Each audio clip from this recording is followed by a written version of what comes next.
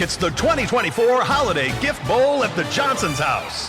They're unwrapping it, and wow! Tommy John! Tommy John pajamas! These could go on right now! Yes! Peter, with Tommy John, you are the GOAT, greatest gifter of all time. What were you thinking? Owe it all to Tommy John. With their best pair you'll ever wear or it's free guarantee, they're the real MVP. Shop Tommy John Cyber Monday sale now. Save 40% site-wide at TommyJohn.com/Spotify. See site for details. Welcome back to Fine Tooning with Drew Taylor, your one-stop shop when it comes to animation news and commentary. I'm entertainment writer Jim Hill, and Mr. Taylor, whose writings on the industry you can regularly read over on The Wrap, and whose musings on the Mission Impossible movies you can enjoy when you listen to Light the Fuse. He and I are recording this week's show on Friday, November 22nd, which is a wee bit early for us, Drew. But worth noting that Wicked is doing what Universal executives had fervently hoped would happen. $19 million just in Thursday night previews, and I was just reading, 29 or 30 in ticket sales domestic for Friday.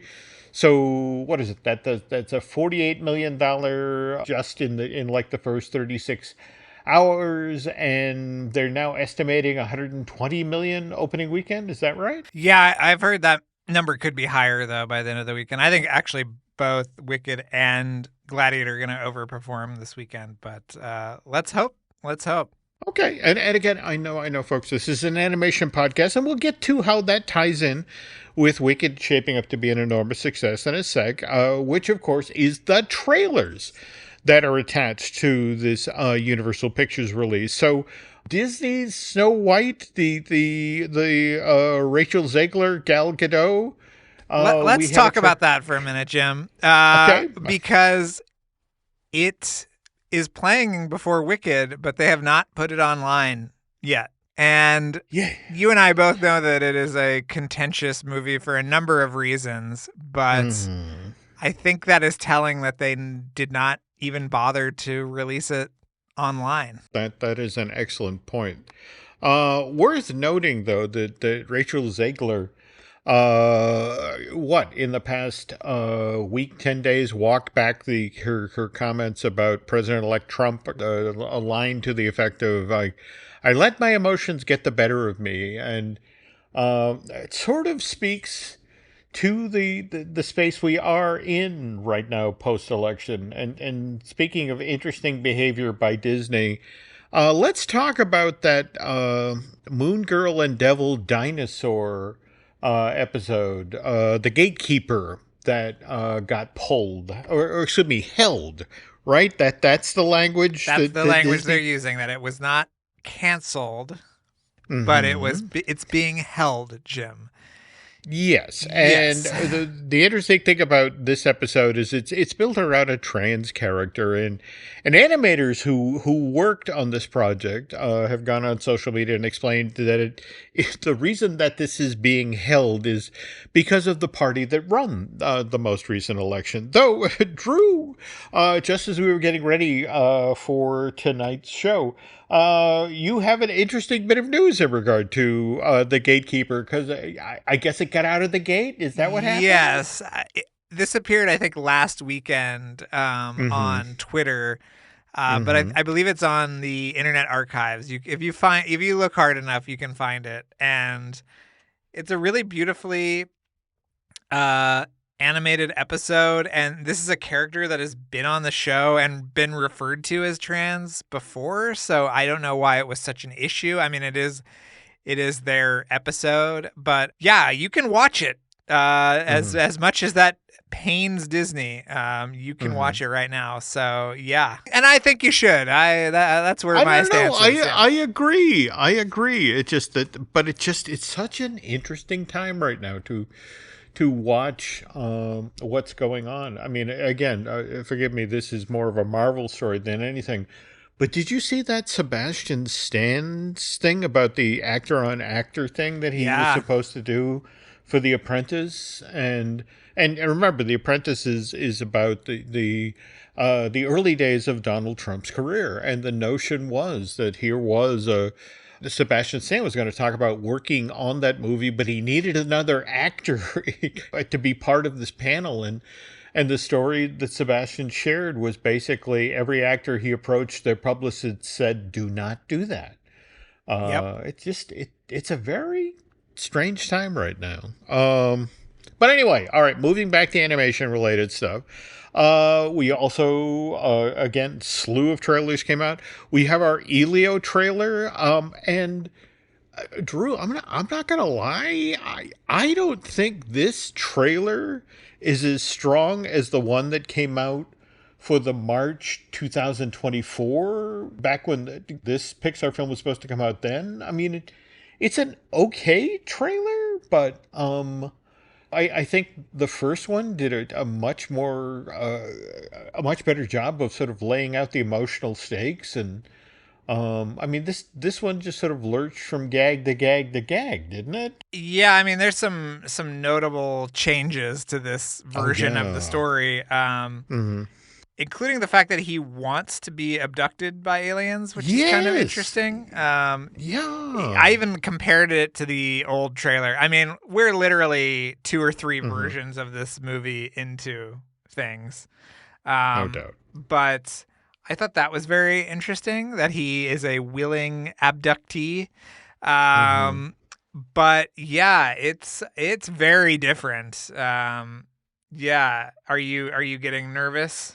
I am getting a little concerned, but again, this is Pixar, and what's the mantra up there? Trust the process. So I will be in a theater on June 13th of next year and hope for the best.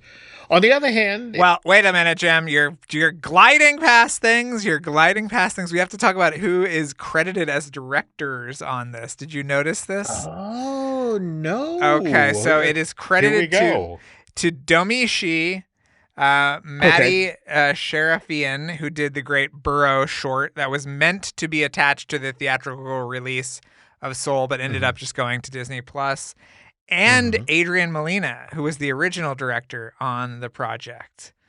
And they don't have writing credits yet, but I just thought that was interesting that all 3 were credited. Okay. Yeah. Okay.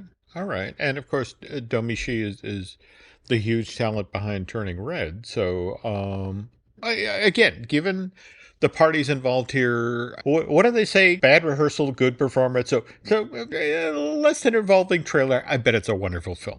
On the other hand, having just seen the trailer for Bad Guys 2, again, no worries. That this thing just looks great. It looks awesome. I think it looks so cool. It's just that art style, man. Wow. Oh, no, totally. And at the same time, I mean, you gotta give DreamWorks points for the fact, I mean, think about it, that they have managed to keep this particular film franchise front and center. We last year we got the Christmas special, just a month or so back. We got the Halloween special, and Bad Guys 2 appears to keep the good times rolling here now.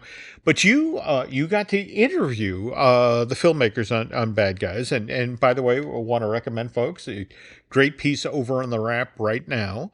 But any stories that didn't make the cut that you want to share with the class? You know, what I was really struck by was the fact that they are really trying to push the look of the movie, but also kind of the action of it. I talked to Pierre Perifel, who is the director, and Damon Ross, who is the producer, and you know all the references, Jim, that they made on the first movie between Ocean's 11 and the look being inspired by Sherlock Hound and, you know, all of that stuff. And they said this time they're really looking at movies like the Mission Impossible franchise, which obviously my ears perked up to that. Okay.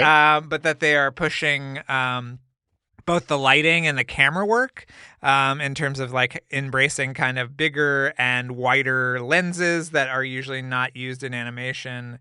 And they've redesigned the characters a little bit, which you can tell from the trailer a little bit. They're just a little bit more appealing. And so they're really, what he said was that they're opening up the scope, Jim, into kind of a Marvel Universe style thing where more sequels and more spinoffs and more more bad guys can come into play, which, as we saw, there are new bad guys in this trailer. There are new bad gals. Bad gals. Yes. Yes. Okay, all right. I can't wait on this one.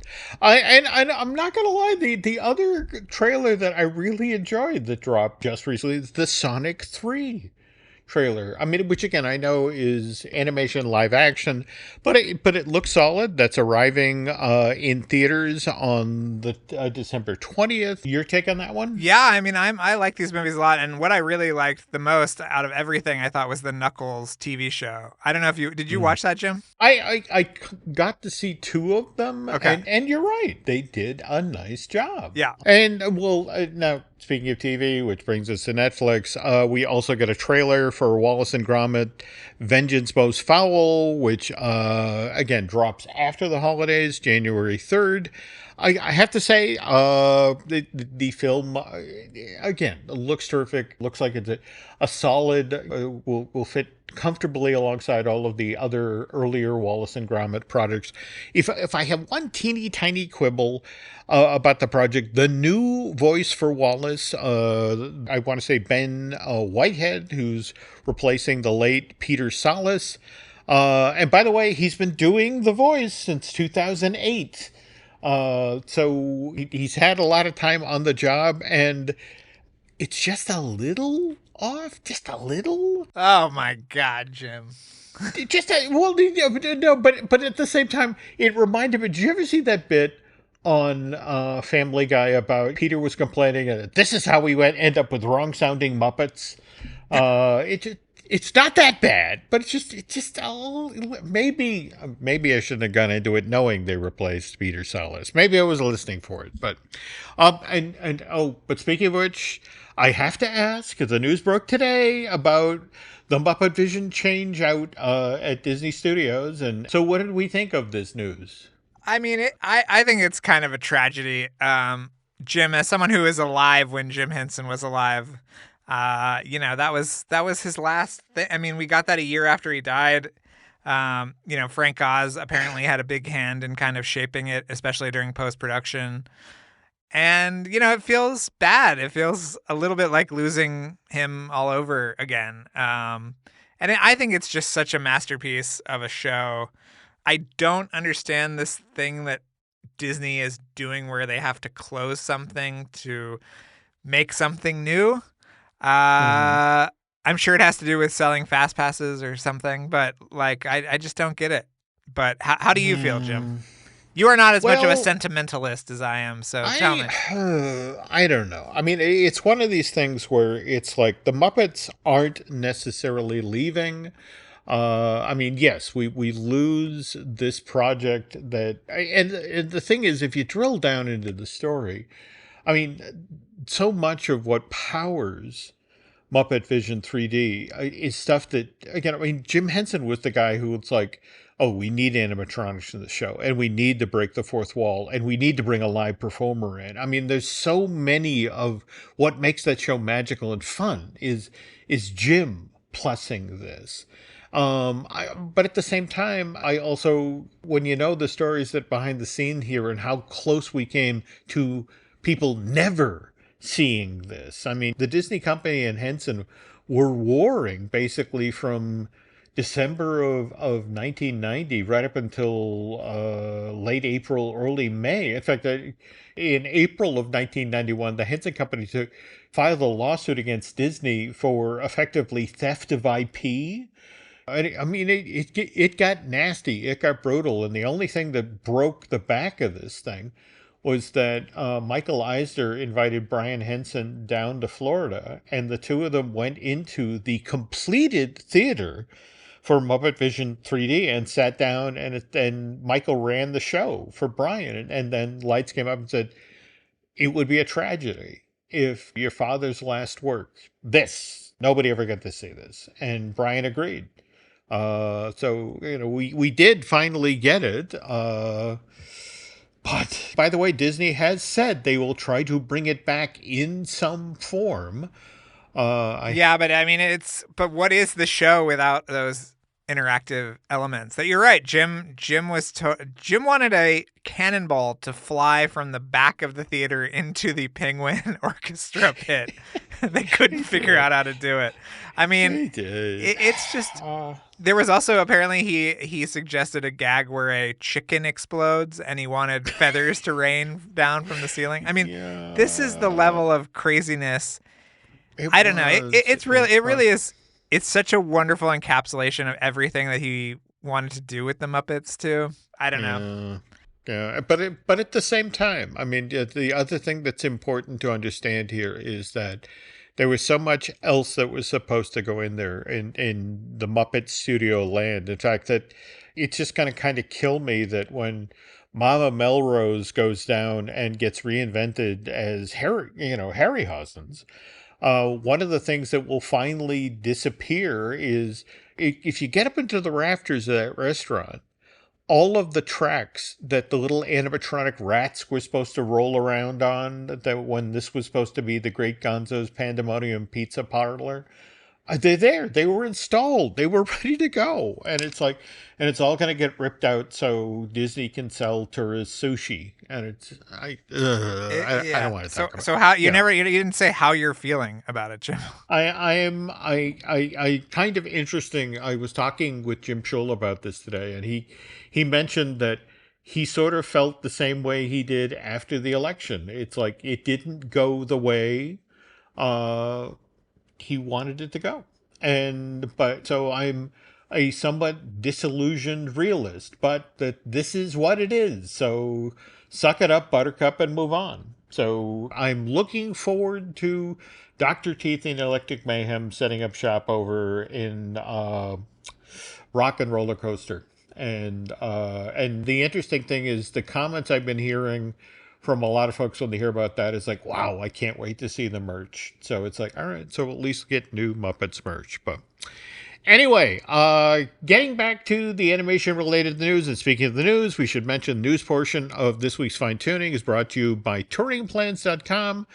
And if you're headed back down to Central Florida anytime soon to sample any of the theme parks there around the city beautiful, Touring Plans can help you save time. More importantly, can help you save money as you wander around Walt Disney World and the Universal Orlando Resort. So please check them out at touringplans.com. Okay, moments ago we were just talking about wrong-sounding Muppets, and I have to wonder, are we now going to get a wrong-sounding Millhouse? You saw this news, right, about Pamela Hayden? I did see that. Yeah, that's a good news beat to hit. Yeah, she is retiring, I think, after the 35th season? Is that it? Yeah. Yeah. And in fact, what's interesting is she began voicing Millhouse before there was a Simpsons animated series. In fact, supposedly the very first time she voiced the character wasn't even for the animated bits on the Tracy Ullman show. It was actually for a Butterfinger commercial that aired December 31st, 1988, which was almost a full year before the Simpsons television series launched in December of 89. But anyway, if you're counting, folks, Pamela voiced this character for 694 episodes of The Simpsons, and which means she only missed working on 80 of them. There have been 774 produced to date, and she was stepping away, and her last time voicing Millhouse, I feel bad to say this, but you missed it, folks.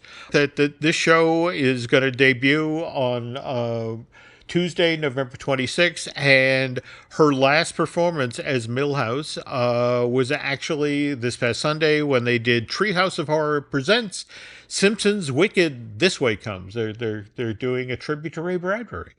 But that aired Sunday, November 24th. And by the way, she also did Jimbo Jones on the show, Ned Flanders' son Rod, and sometimes Todd, and also Chief Wiggum's wife. And according to the the nice folks at Gracie. They will be holding auditions soon and hiring new voice actors to fill these roles. Do we got what it takes, Jim? What do you think? The role of Homer is filled. All right, the balding fat man who, in fact, have I ever told you that whenever they show Marge and Homer at their high school prom, the exact horrible powder blue tux that Homer wore and the same terrible haircut. I can show you my prom photo. I am identical. It was so horrifying when they did it on the show, but it's just sort of like, but yet I look in the mirror now and balding and old, and it's like, yes, I have become Homer. So, anyway, speaking of folks in animation studios struggling to replace talented people, did you hear about Andy Pally, the songwriter, producer, and musician who worked with Elton John, Madonna, Patti Smith, and the Ramones, also did the score for numerous episodes of SpongeBob SquarePants.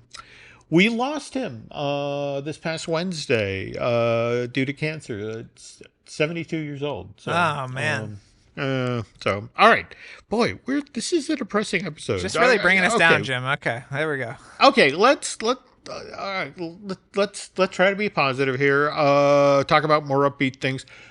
Awards. People like getting awards. And what? We now, just today, the Academy of Motion Picture Arts and Sciences revealed which films are going to be eligible for this year's animated feature Oscar. And am I right thinking that this is a record number of nominees? 31 films? 31 potential nominees, yeah. I really wish that they would bump the number of potential nominees out like they did with Best Picture to have more being recognized. But yeah, I mean, that is an insane amount of movies this year.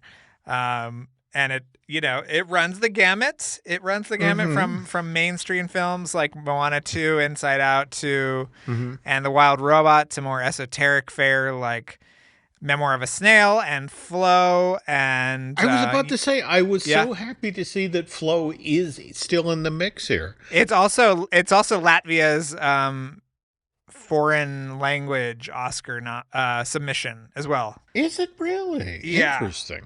Okay. Even though there's no dialogue, because I think that they've changed that to like, it's not foreign language. It's just foreign. It's like international feature or something. So it could definitely get nominated there as well, which is interesting. Okay. Well, I am not going to put you on the spot to handicap the list just yet. I mean, as it is, preliminary voting begins December 9th through the 13th, and then on the other side of that, we get the short list, right? Those that will be considered, and that'll be announced on December 17th. Short list on December 17th, and then actual nominees a month later on January 17th. So, yes. Okay. And then, what is that? 9 weeks of campaigning with the Oscars being given out on March 2nd of 2025. And what's kind of interesting is that Chris Sanders, who's been to the dance before, is out already doing award season press. In fact, it was just telling this great story about how he got the Wild Robot gig, that he effectively came by DreamWorks. It was sort of eyeballing who had what, and asked to be seen what the studio had recently acquired, and was basically taken into a room where they had all of the books that DreamWorks had acquired the film rights to, and there sitting on the table was Peter Brown's The Wild Robot, and someone in development at DreamWorks briefly sketched out the book story, and Sanders reportedly thought, it's like, yeah, that sounds like my next movie. This is how I know that Jim never reads anything I write, because I told this story the week the movie came out in my giant Chris Sanders profile. So I will send that to Jim and make him read it afterwards. To be fair here, I said that Chris Sanders told this story. That's true. That's just trying to credit the guy who talked to you and told you that story. Oh, by the way, if you want to check out the script that Chris wrote based on the Peter Brown book just today. The entire screenplay became available to read thanks to the nice folks at Variety, so go check that out. Hey, wait just a second, Jim. I got to plug something. Another potential nominee, Ultraman Rising. I will be at Gallery Nucleus on the 30th from noon till 2. We're doing a big Art of Ultraman Rising event. Shannon and John will both be there. I will be there. Come on by. You don't want to miss it. So I got my plug in now, Jim, because if we wait until the end, people are sleepy, they turn it off. There we go. I'm just going to say, if you literally read a page ahead, in fact, I went so far as to list the physical address of the gallery. Okay, which, tell us where it is, Jim. Tell us where it is. 210 East Main Street in Alhambra, California. Okay. So I wish Jim was going to be there, but he will not. Yeah, I very much look forward to seeing you in action at this reception. So, all right. Now, of course, we just talked about Chris Sanders, which makes me think about his longtime collaborator, Dean Dubois. They did Lilo and Stitch together. Likewise, the first of the animated How to Train Your Dragons, and we also had the trailer drop for that, the live action reimagining, and I think it looks great. But what are your thoughts? Yeah, I mean, I think that they very purposefully chose the shot for shot moments for the trailer. I am very happy that Dean is getting paid, and he will get residuals on this, which is something that has not happened on the animated movies. This is true. And you and I both know that Dean has wanted to do a live action movie for a long time. He sold a bunch of scripts right after he left Disney that never materialized, including something that sounded a lot like Stranger Things about 15 years before Stranger Things got on the air. And Banshee, right? Yep. Yep. Yeah, I think the Stranger Things thing was called Nightlight, I believe. Yeah. Okay. But all right. Yeah, so I'm just happy. I'm happy for him, yeah. Yeah, but what's interesting is that Dean, on the heels of the trailer, has made a point of saying, look, I know what the trailer looks like. This is not a shot-for-shot remake. And it also, Dean said the quiet part out loud, which I kind of love. Again, when he was asked why he took the job, and he basically said, look, the studio was going to make this anyway, whether I was involved or not. And I wanted it to look good, so I got involved. Yeah. So I mean, I love that. But what's fascinating? Early next year, in fact, between May 23rd and June 13th, going to be a really interesting thing for fans of Chris Sanders and Dean Dubois films, because we get inside of a single 3-week window of time. We get the live-action version of Stitch, and then, again, just 3 weeks after that, we get How to Train Your Dragon. So we get to see both of the... And in fact, isn't Chris Sanders coming back to do the voice of Stitch? He's coming back to do the voice of Stitch, and I believe he's an executive producer on How to Train Your Dragon live action, as he was on the 2 sequels. You know those two, Jim. You can't split them up. They're just too great.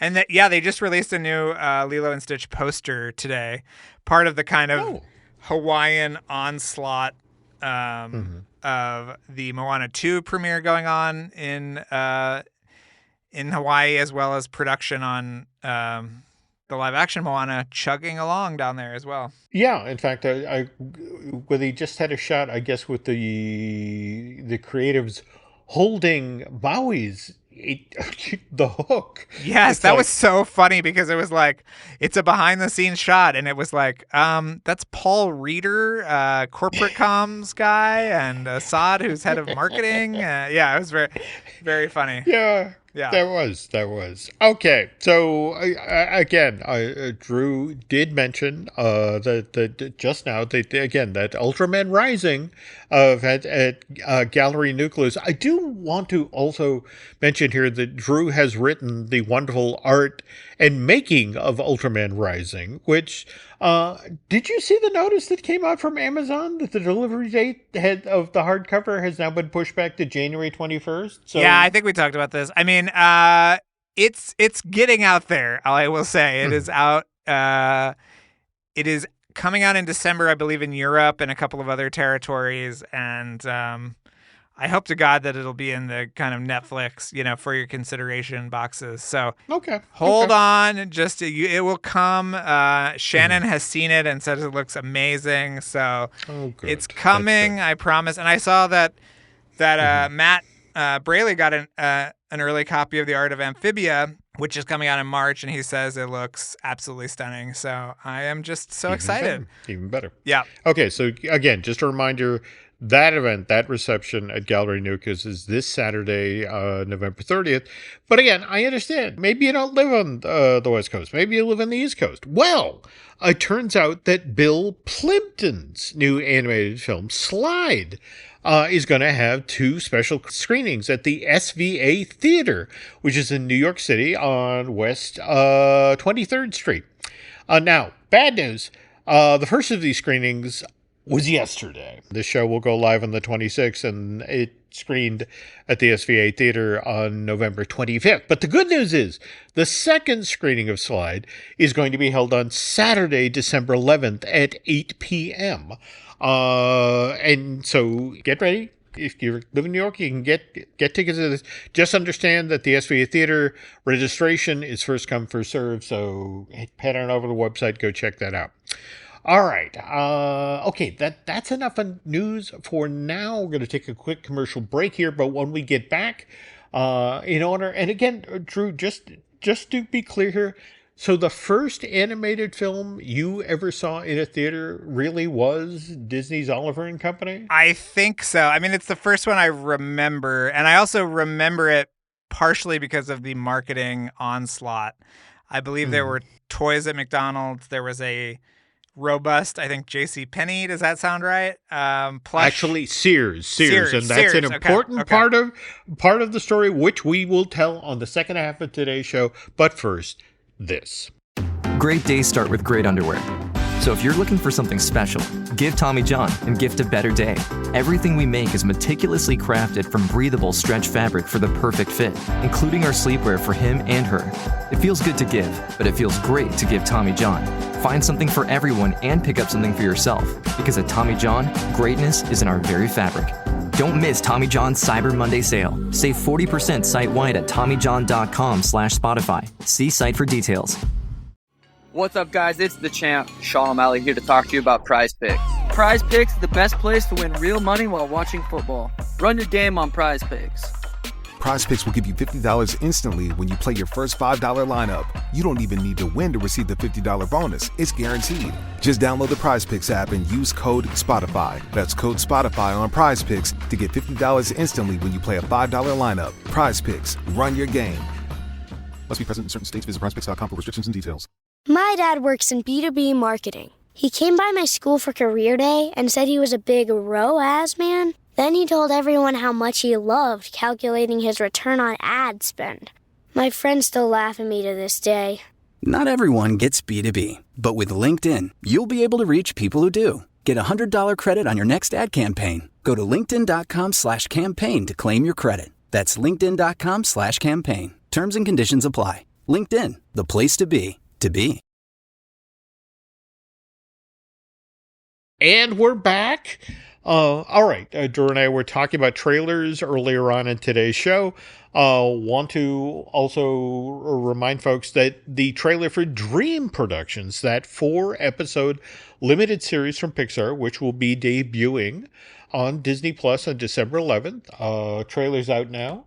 And looks surprisingly good. I guess I didn't put it together that Riley was really going to be a part of this show. Oh yeah, and all the actors from Inside Out 2 are coming back. I mean, this was fully produced alongside Inside Out 2.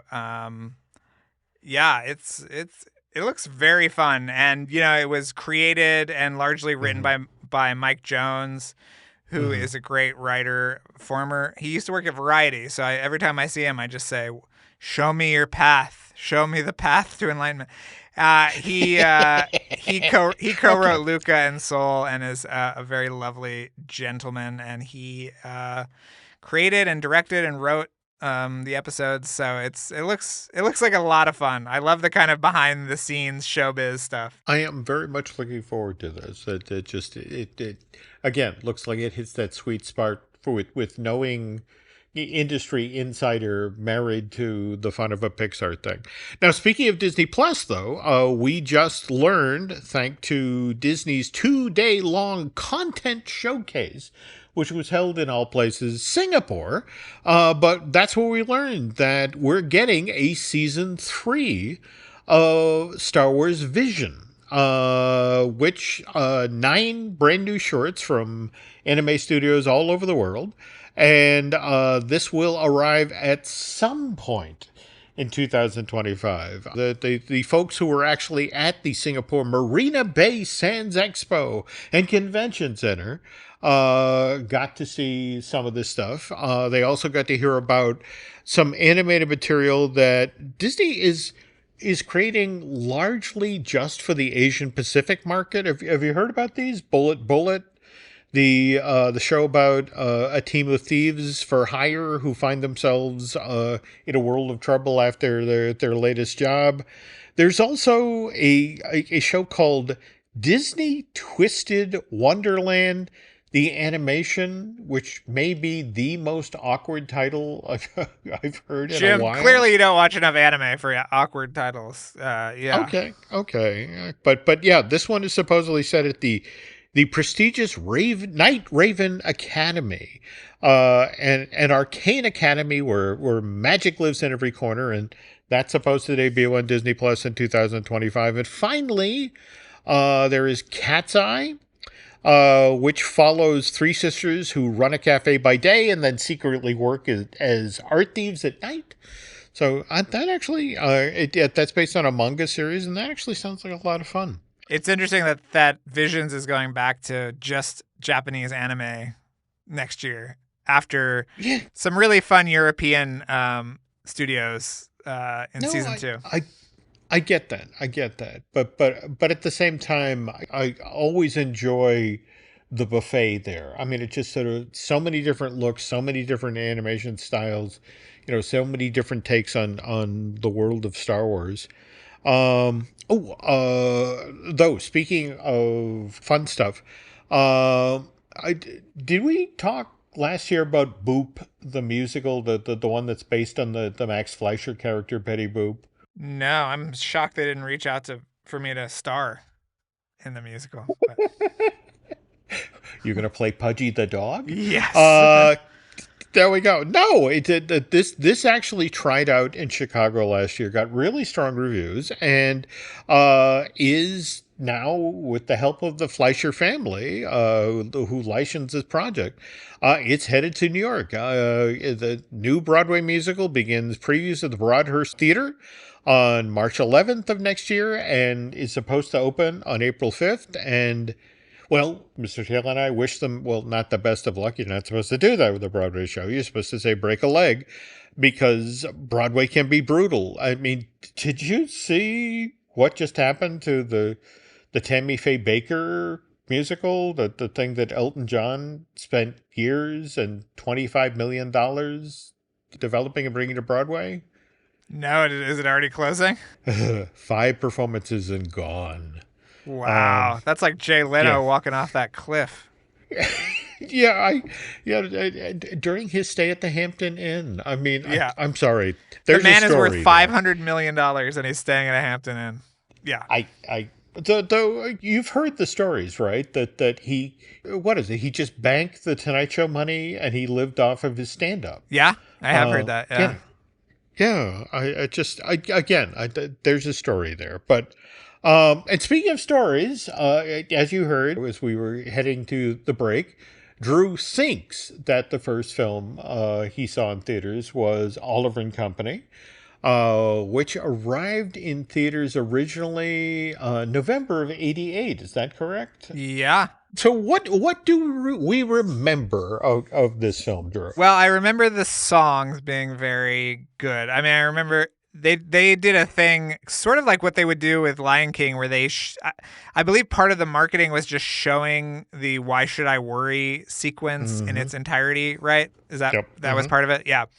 And then obviously, you know, like Bette Midler and Billy Joel and Huey Lewis were all very they were well represented in my household, Jim, at the time. So that's what I remember primarily. And then I didn't realize that it was a, you know, Dickensian adaptation until years later. But well, yeah, that's in fact that's the interesting part. The origins of this project are, well, Eisner and Wells are installed as the new heads of Disney in late September of 1984. And what's interesting is that once Eisner was in place, he reached out to Jeffrey Katzenberg, who was still at Paramount, and he offered him the opportunity to come over and be in charge of what was going on at Disney Studios, both live action and animation. But the thing of it is, you know, Jeffrey came through the door and really did not know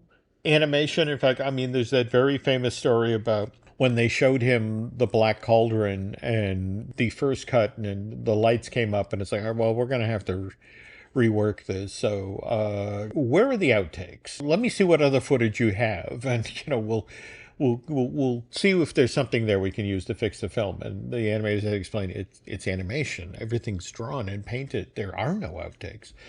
So this was the film that Jeffrey learned animation on, because this was the thing that he set in motion. In fact, there's the famous story about the Gong Show, where various ideas were trotted out. And it was at this session, this Gong Show, where I want to say Musker and Clements pitched The Little Mermaid, and so Jeffrey said yes. And then there was another writer at Disney, I want to say it was Peter Young, who pitched the idea of we do Charles Dickens' Oliver Twist, but with dogs.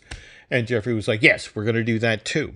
But it's interesting you bring up the music, Drew, because, in fact, it's Peter Schneider, who wound up being in charge of Disney Animation and eventually moved over to be in charge of Disney Broadway, that argued that Oliver and Company actually did music wrong, because the idea for that film was they hired, in fact, he made the argument like, look, Little Mermaid actually has the right idea. We have two guys writing all of the songs for that film. You know, we have Howard Ashman and Alan Menken. So the score has uniformity. There's a sense of style and continuity.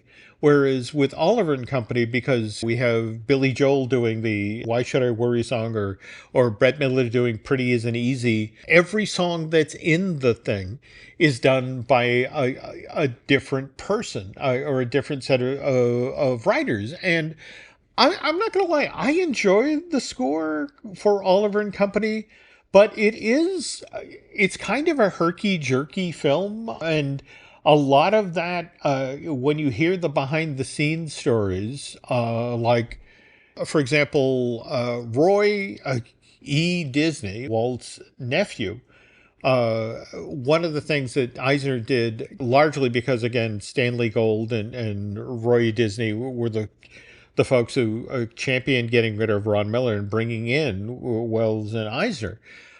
So they made him the president of the animation studio. So he had considerable sway over what was being done with Oliver and Company. And for the longest time, based on Roy's suggestion, the plot of Oliver and Company was built around the dogs and Fagin attempting to steal a rare panda out of the Central Park Zoo.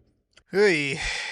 Well, and this was the thing. For 9 months, that was the story of the movie, until finally somebody's like, God, this is not working. And it's just like, the movie is about the cute little kitty and the Billy Joel dog. We need to refocus here. We need to get back to that. So the panda went back to Beijing. But there were so many ideas that on paper are kind of fascinating. I mean, for example, Glenn Keane did Sykes, the villain voiced by Robert Loggia.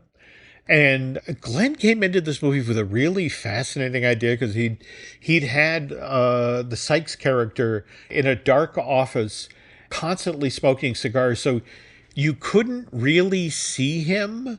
I mean, you could see the light of his cigar, and you could see his hand sort of moving through the smoke. And the only times you actually got to physically see the character was when he got so angry that he sort of lurched out of the cloud and yelled at his subordinates and that sort of thing. And it was a lovely idea on paper, but never quite came together. Sounds like Keen was trying to be lazy, Jim. He just wanted to do less work, Just keep him in the shadows. We don't need to see the animation, that kind of thing. Well, no, it's interesting you talk about them looking for shortcuts, that sort of thing. I mean, this was the first Disney film with considerable use of CG. I mean, now, mind you, the language they used then, nobody said CG. That was computer-assisted imagery, and it was for things like Sykes Limo. Yeah, I remember that. Yeah, Brooklyn Bridge, the trike that Fagin rode on, and in fact, the CG that really stuck out. Do you remember in Pretty Isn't Easy when the Georgette, the dog that Bette Midler voices, is walking down the staircase? Oh, that was an amazing shot. Yeah, you're right. It was. I mean, the camera moved, and it was beautifully done, but it just sort of leaped out of the film like, look at the CG. But yeah, I there were a lot of things that they tried, and then they went, maybe that's not a good thing. I mean, for example, the film used to open with Sykes' two Doberman henchmen killing Oliver's parents. So that's how we got our cute little orphan. But you mentioned earlier on in the show the merch push for Oliver and Company. And yeah, that there was a tremendous merch push that went with this. And this was another part of what Katzenberg was exciting about learning about an animation. The potential when you make cute little characters and putting them out in the world. But the interesting thing is Disney cut a deal with Sears. In fact, you can go today and look at the images from that year's. Remember how the Sears catalog used to do the special Christmas edition? I do. Things were so much better back then. God. Yeah. But they had pages and pages of Oliver and Company plush and games and shirts and that sort of thing. And the deal that Disney made with Sears was basically, we will give you this exclusive if you then agree to underwrite the cost of constructing the what was then called the Great Moments at the Movie Ride for the Disney MGM Studio Tour. And Sears, the interesting thing, Sears went for this whole hog, but something happened, and to this day I can't get a straight answer. And some have suggested it was because the Oliver and Company toys didn't sell nearly as well as Sears had been told they were, but they actually pulled out of Disney MGM in December of '88. January of '89, and kind of left Disney in the lurch. Oh, interesting. Yeah, but that's the that may have been because when Oliver and Company went out into theaters again in November of '88, it went head to head with The Land Before Time. Okay, this is what I wanted to talk to you about, Jim, because there were dueling exclusive merch retailers for these animated movies. And Land Before Time was JCPenney, right? There you go. Okay. There you go. So yeah, I remember very much those two, kind of polls where if you wanted Land Before Time, you had to go to JCPenney, and if you wanted Oliver and Company, you had to go to Sears. And I want to say that if we go to the fast food side of the street, and I want to say Pizza Hut. There we go. Yeah. So McDonald's was Oliver and Company, and Pizza Hut was Land There Before we Time. go.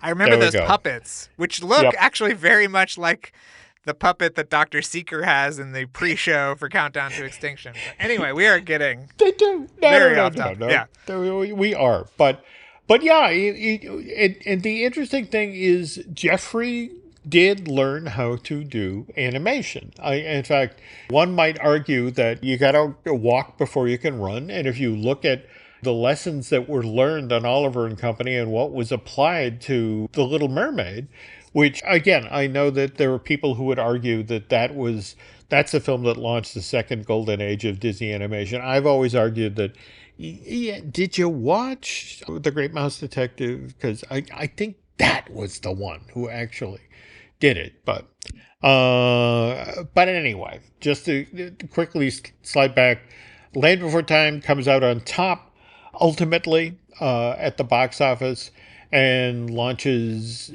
billions of direct-to-video sequels. I want to say 12, which is not as many.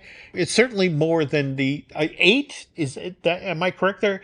With this next film, Final Reckoning, there will be 8 Mission Impossible feature films. And I'm sure there are more Land Before Times. One of the great pieces of media from the pandemic is Jenny Nicholson's kind of analysis of all the sequels, which I highly encourage everyone to watch. It was the precursor to the Star Cruiser video in some respects. I was about to say, how does that stack up? Like, I mean, Jenny does lovely work, but lengthwise, so a mere 3 hours, right? Right. It flies by, Jim. Oh, gotta check that out. But again, other things that you have to check out, folks. The Light the Fuse, the official Mission Impossible podcast. If you are not listening to this show that Mr. Taylor does with Charles Hood, well, first of all, you're missing the latest episode, which is a lovely job of deconstructing the trailer for Mission Impossible 8: Final Reckoning, and which, by the way, that film's going to arrive in theaters next year, May 23rd. Okay, and we already plugged your thing at Gallery Nucleus, which again is coming up on Saturday the 30th. Let's see, and speaking of plugs, we have some other podcasts here at the Jim Hill Media Podcast Network we'd like you to check out. We have Disney Dish that I do with Len Testa. Likewise, we have the Epic Universal podcast, which I do with Eric Hersey, who is the talented gentleman who produces a lot of the shows here, which are edited by David Gray. We also have the I Want That Too. That's our merch podcast that we do with Lauren Hersey. Additionally, and I swear to God, we are in fact working on this, looking at Lucasfilm, because I think, as Drew pointed out on our most recent show, Skeleton Crew is coming up on December 3rd. Is that right? Over on Disney Plus. You tell me, Jim. I just watch the things and then they tell me when to talk about them. That's 2 episodes. Yeah, debuting. And 2 episodes, yes. That's supposed to be amazing. Let's see. Beyond that, we of course have the Manufacturing the Magic, which is the history of themed entertainment that Noah and Shelley Valladolid do, and we share that here on the Jim Hill Media Podcast Network. Also, want to make sure to plug our Patreon effort, Disney Unpacked. This month, we were continuing the story of the never-built Equatorial Africa Pavilion at Epcot Center. We were talking about the film that was made for that, or would have been made for that was written by Alex Haley, Africa Rediscovered. But in honor of what's going on with Wicked and blowing at the box office, we're sharing a bunch of Oz and Disney-related stories. And in fact, I need to go record me breaking the TikTok that used to be in Disneyland's Electrical Parade. That'll be up fairly soon. Let's see. Beyond that, I want to extend a thanks to Eric Hersey and David Gray for the work they do on this podcast. Also want to ask you folks to do Drew and I a favor. If you could please go over to Apple Podcast and rate and review, well, not just this show, but also Light the Fuse. That would be helpful. And as we run for the curtain here, Drew, social media, tell the nice folks where they can find you. Yeah, I need to set up my Blue Sky or get better about it or something, because it seems like there's a mass migration. When Stephen King leaves, Jim, you go where Stephen King goes, So, that's but point. for now, I'm Twitter and Instagram as Drew Taylor, like a Taylor jacket. And Jim, where can the good people find you and your nonsense? Well, my pointless stories, Twitter, Instagram, I'm there as Jim Hill Media. And on Facebook is Jim Hill Media News. And that, folks, that's going to do it for this week. So on behalf of myself and Mr. Taylor, we'd like to wish you all a happy Thanksgiving to you and yours. And thanks for listening to this week's Fine Tuning. And we will be back soon.